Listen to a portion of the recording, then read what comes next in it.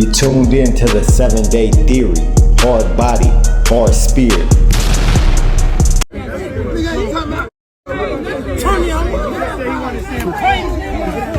Big dog brother.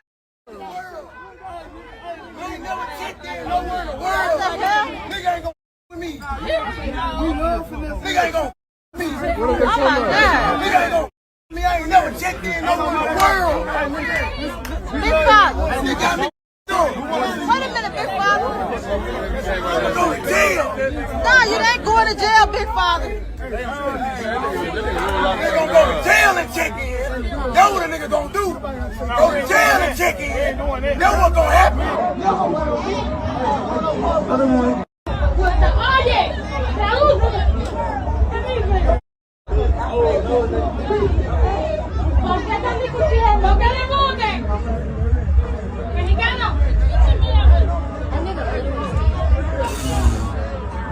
Man, who think he gotta check in? Ain't none of you niggas real. What up, my people? You tuned into the 7-day theory. Hard body, hard spirit. Check this. Finess2tymes. He ain't checking. He ain't checking in. He ain't checking in. Yeah, that's what he said, and I believe him. Look, Finess2tymes. Shout out to Finess2tymes. It's been going all. I've been seeing this all down the timeline. Everybody's sharing this video. It's been going viral. Let's be honest. Checking in is the dumbest thing I ever heard of. To be honest, I ain't gonna lie. If I was an artist, because let's be honest. If any regular person, if you go to any city, pick a city, whatever, don't matter, wherever you go to somewhere that ain't your hometown, and to think that you gotta check in, like you have to call, like how do you even get the number to call to check in? Like can I Google that? Can I Google that number to check in? Like, is there a check-in number? Probably not, right? So, like, it's just ridiculous just to think that these artists gotta check in. Like, and this thing now, we know that this is a LA thing. This is a, and now we see it's in the South now because he was in Texas, like Fort Worth or somewhere down there, and they're telling him he got to check in, and Finess2tymes was not going for it. He was look, who am I checking into, and for what reason am I checking in? All I'm doing is coming here and performing. Why do I need to check in? Who do I need to check into? This was really made popular. This really went viral when Tekashi 6ix9ine went into. Shout out to 6ix9ine again. When he went to LA and they made a big thing about, he got to check in, and he said he was checking in, and they was all looking for him, and he was posting videos, but the videos he was posting where he was at, it was recorded hours later, and it was posted hours later, so when people seen it, it wasn't like he was right there at that spot at that time. He had recorded a video earlier in that day, and people would run to that spot like, oh, is he over here? Like we trying to catch him and all this, right? So LA is a tricky. I never been to LA, so I really don't know the politics out there. All I know is from what I see on the internet and podcasts and on YouTube, right? LA can be a tricky place. That's a place that you might need to check in. And when I say check in, what I mean is you might need to associate with some locals there to move around in a safe manner, right?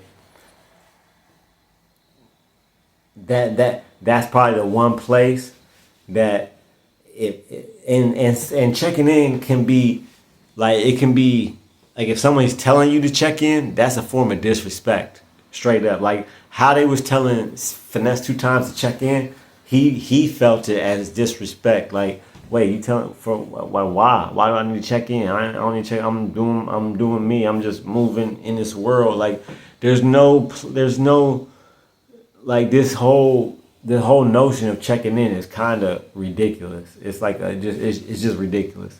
Like, to say that I can't go somewhere where, like, I can't go somewhere on this earth where nobody own, like, yeah, we know America and all different countries, these are their territories, but as long as I'm moving in a way that's in accordance with their laws in their countries, and I'm allowed to be there, and I'm not breaking no laws, I don't need to check in with nobody. I'm gonna go where I want to go, when I want to go, and how I want to go there, and that's how it is. If I was an artist, I would never check in. I wouldn't check in. I'd be on the same type of time that Finess2tymes is on. And shout out to Finess2tymes.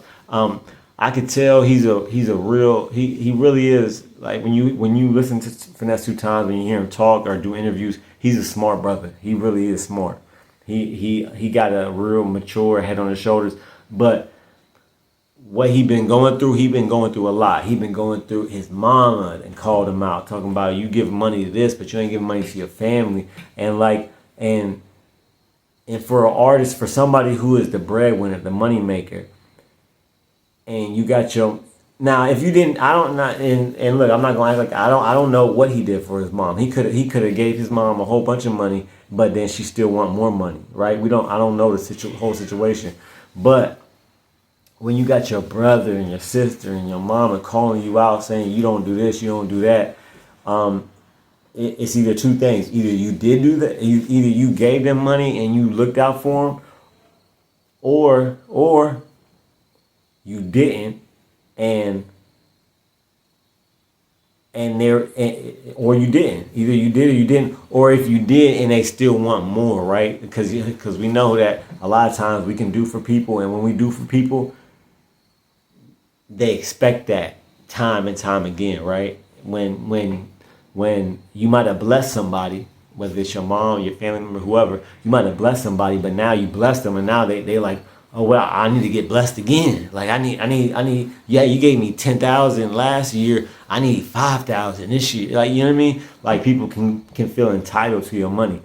So it's really a slippery slope. It's really a balancing act that these artists and these people, the breadwinners, got to do. So yeah, shout out to him. He had made a post how he said his middle child's mother had passed away. Condolences and RIP, condolences to Finess2tymes and his middle child's mother and their family. Condolences to them. That's really a sad situation. And I'm really, I really relate to that situation to the fullest, to where one of my kids' mothers passed away. And he was saying in the post, he was saying, I don't know how to be a single parent. He was really being honest. He was really being real honest and real. He said, I don't know how to be a parent because I didn't have a daddy. And to be honest, that's like, hearing that is almost one of the most relatable things that I ever heard an artist say. Because me myself, I did not. I repeat, I did not grow up with a father. I don't know how having a dad, having a father as a child growing up. I don't know what that feels like. I don't know what that experience is because I never had it, right? But at the same time, from that experience of not having a dad, being a man and not having a dad, and you saying that, oh, I don't know how to be a single father because I didn't have a dad. You do, because it teaches you what not to do, right? It teaches you what not to do, and that's what it teaches me. Like, it gave me a drive to want. I got 4 kids. I was a single. Oh, not a single. I was a only child. I'm an only child. My mother only has 1 child. My father only has 1 child. But my father didn't raise me at all. So in that experience, I wanted to be the father that I never had, right? So it showed me what not to do, and it showed me also what I wanted to do.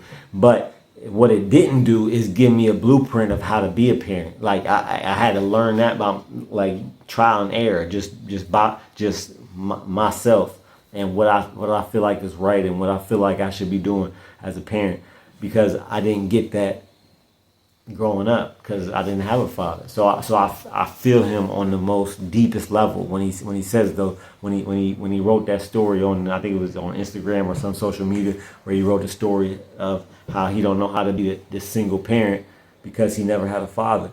Like it's so, and there's millions upon millions of young men and women that their father was not there from whatever circumstance, whether it was because they passed away or was it because they just got abandoned and because their father didn't want to be a parent, whatever.